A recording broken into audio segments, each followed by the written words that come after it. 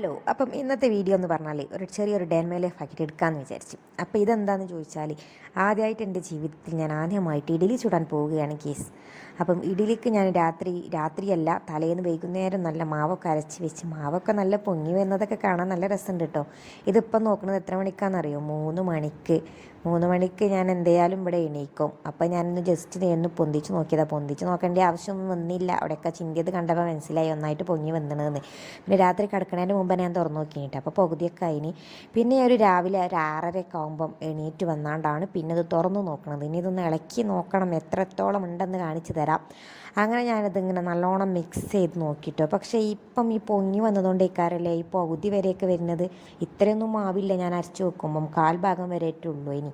അപ്പോൾ ഇതിങ്ങനെ തന്നെയാണ് ആവല്ലേ, പൊങ്ങി വരില്ലേ, അതൊന്നും അറിയില്ല. എന്തായാലും രണ്ടും കൽപ്പിച്ചൊന്ന് ഇഡ്ഡലി ഉണ്ടാക്കാമെന്ന് വിചാരിച്ചു. അപ്പോൾ തലേന്നത്തെ കുറച്ച് സാമ്പാറുണ്ട്, അത് വെച്ച് അഡ്ജസ്റ്റ് ചെയ്യാമെന്ന് വിചാരിച്ചിട്ടാണ് കേട്ടോ ഇഡ്ഡലി ഉണ്ടാക്കാൻ പോയത്. പിന്നെ എന്നും ഓരോന്ന് ഉണ്ടാക്കിയിട്ട് എല്ലാവർക്കും ഒരു വെറൈറ്റി വേണ്ട വിചാരിച്ചിട്ട് ഉണ്ടാക്കിയത്. അങ്ങനെ ഇടിച്ചമ്പൊക്കെ അവിടെ അടുപ്പത്ത് വെച്ചിന്. പിന്നെ ഇഡ്ഡലിത്തട്ടിലൊക്കെ നല്ലോണം വെളിച്ചെണ്ണയൊക്കെ തേച്ച് നല്ലോണം റെഡിയാക്കി വെച്ചിന്. ഇതിലേക്ക് ഒഴിച്ചു കൊടുക്കുകയാണ്. ഇത് എത്രത്തോളം ഒഴിക്കലാണ്, എങ്ങനെയാണ് ഒഴിക്കലെന്നൊന്നും അറിയില്ല. ഒക്കെ കമ്മട്ടത്തിൽ അങ്ങോട്ട് ഒഴിച്ചു കൊടുക്കുകയാണ് കേട്ടോ. ഈ ഒരു മാവ് ഉണ്ടാക്കിയത് തന്നെ യൂട്യൂബ് നോക്കിയിട്ടാണ്. പിന്നെ യൂട്യൂബ് നോക്കിയാലും എനിക്ക് മുഴുവൻ കാണുന്ന ഒരു സ്വഭാവമല്ല, അതിങ്ങനെ അടിച്ചിട്ട് ഇങ്ങനെ കാണും, അങ്ങനത്തെ ഒരു സ്വഭാവമുണ്ട്. അപ്പോൾ എന്തായാലും ഞാൻ ഇതിലേക്ക് ഒഴിച്ചിട്ട് നമുക്കിതൊന്ന് വേവിച്ച് നോക്കാം, എന്താണ് ഇതിൻ്റെ മാതിരി എന്നൊക്കെ അറിയാൻ. അങ്ങനെ അതാ ഞാൻ ഇഡ്ഡലിത്തട്ടൊക്കെ അതിലേക്ക് വെച്ച് ഇറക്കി വെച്ച് വേവിച്ചെടുക്കാൻ പോവാട്ടോ. കുറച്ച് നേരം കഴിഞ്ഞപ്പോൾ മാവിയൊക്കെ വന്ന് നല്ല റെഡിയായിന്, കാണാനൊക്കെ നല്ല ഭംഗിയില്ലേ. അപ്പം ഒരു കാര്യം പറയാം, ഇത് ഞാൻ യൂട്യൂബ് നോക്കിയപ്പോൾ മോല് പറഞ്ഞിരുന്നത് നല്ലോണം തണുത്തിട്ട് ഇതിന് എടുക്കാൻ പറ്റുള്ളൂ എന്ന്. പക്ഷേ ഞാൻ തണുക്കുന്നതിന് മുമ്പ് തന്നെ പോയി അത് മാന്തി അതുകൊണ്ട് എന്തായി, അതിൻ്റെ സൈഡൊക്കെ പോയി, അതാ അപ്പം ഉണ്ടായത്. അപ്പോൾ ഇതിൻ്റെ സൈഡൊന്നും മാന്തിയിട്ട് കിട്ടിയില്ല, കണ്ടില്ലേ, സൈഡിൽ വൃത്തിയില്ലാതെ കിട്ടി. പക്ഷെ കഴിക്കാൻ അത്യാവശ്യം കുഴപ്പമില്ലാതെ കിട്ടി. ആദ്യമായിട്ട് ഉണ്ടാക്കിയതല്ലേ, അപ്പോൾ അതുകൊണ്ട് നല്ല ടേസ്റ്റൊക്കെ ഉണ്ടായിന് കേട്ടോ. അങ്ങനെ അതാ സാമ്പാറൊക്കെ ഒഴിച്ചിട്ട് ഞാനിങ്ങനെ കഴിച്ചുകൊണ്ട് നിൽക്കുകയാണ്. മക്കളൊക്കെ കഴിച്ച് സ്കൂൾക്ക് പോയിട്ട് ലാസ്റ്റാണ് ഞാൻ ടേസ്റ്റ് ചെയ്ത് നോക്കുന്നത്. എല്ലാവരും കഴിക്കലും കഴിഞ്ഞിട്ടുണ്ട്. അപ്പോൾ എല്ലാവരും ഉഷാറായിന്നൊക്കെ പറഞ്ഞ് അതൊക്കെ കഴിഞ്ഞ് പിന്നെയുള്ള പണിയൊക്കെ തട്ടിമുട്ട് പണിയിൽ വേഗം എടുത്ത് ഞാൻ എൻ്റെ വീട് വരെ പോകുകയാണ് കേസ്. അപ്പോൾ ഫസ്റ്റ് തന്നെ ഓട്ടോറിക്ഷയിൽ കയറി എൻ്റെ പുതിയാപ്പിള എന്നോട് പറഞ്ഞു ഞാൻ കൊച്ചെന്നിട്ട് ആക്കി തരാമെന്ന്. പിന്നെ വൈക്കുന്നതാ ബസ് കിട്ടി. അപ്പോൾ ബസ് അവിടെ ഒരാൾ കയറാൻ വേണ്ടി നിർത്തിയിട്ടേ കണ്ടപ്പോൾ പിന്നെ മൂപ്പരാക്ക് എന്നെ ആക്കി തന്നില്ല. പിന്നെ എന്നെ ബസ് കയറ്റി വിട്ട്. അങ്ങനെ ഞാനും ഇസമോളും കൂടി ബസ്സിൽ കയറി. ബസ്സിൽ കുറച്ചൊക്കെ ആൾക്കാരുണ്ടായിന് കേട്ടോ, കുനി ബസ് കയറുമ്പോൾ. അങ്ങനെ ഞാൻ അരീക്കോട് എത്തിയിട്ട് ഫസ്റ്റ് തന്നെ ഞാൻ എങ്ങോട്ടാണ് പോകണമെന്ന് ചോദിച്ചാൽ എൻ്റെ പെരേക്കല്ല.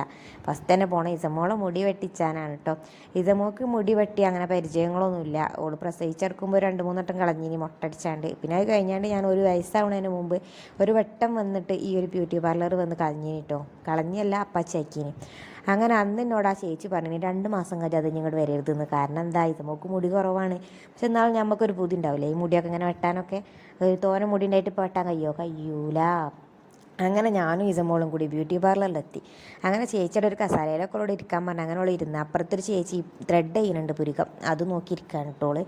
ഓള് ഈ കുത്തിരക്കണൊക്കെ കണ്ടാൽ വിചാരിച്ചില്ല നല്ല കുട്ടിയായി മുടി വെട്ടാൻ നിന്നിരുന്നൊക്കെ. മുടി വെട്ടും പണ്ടുണ്ടല്ലോ അലങ്കോലം, വേറെ ആരും വീഡിയോ എടുക്കാത്തതുകൊണ്ട് ഞാനത് എടുക്കാതെ നിന്നതാട്ടോ.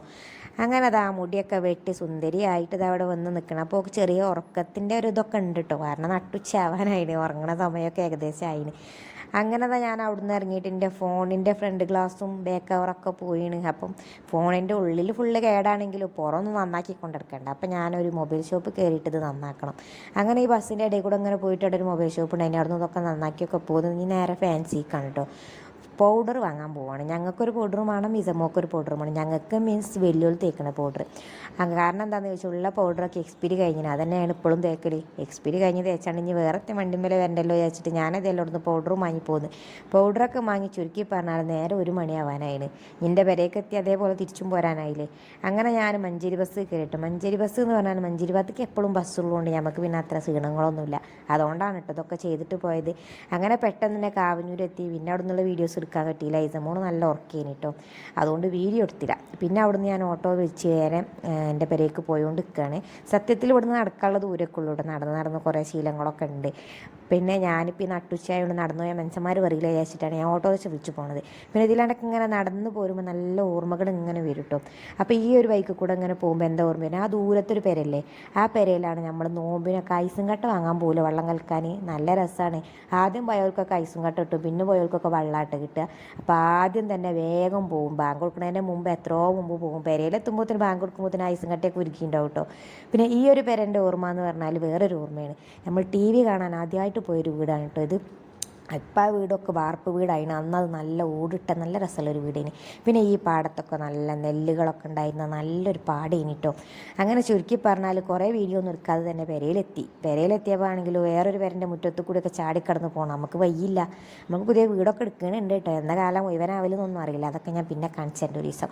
അങ്ങനെ തന്നെ ഞാൻ നടന്ന് എൻ്റെ വീട്ടിലെത്തിയാൽ ഈസമോൾ ഇതാ ഉറക്കത്തു നിന്നൊക്കെ എണീറ്റ് ഇങ്ങനെ കണ്ണും നട്ടിരിക്കണം. അവൾ ഉറങ്ങുകയാണെങ്കിൽ കുറച്ച് നേരം എനിക്കും കൂടെ കിടക്കാമെന്നൊക്കെ വിചാരിച്ച് ഞാൻ.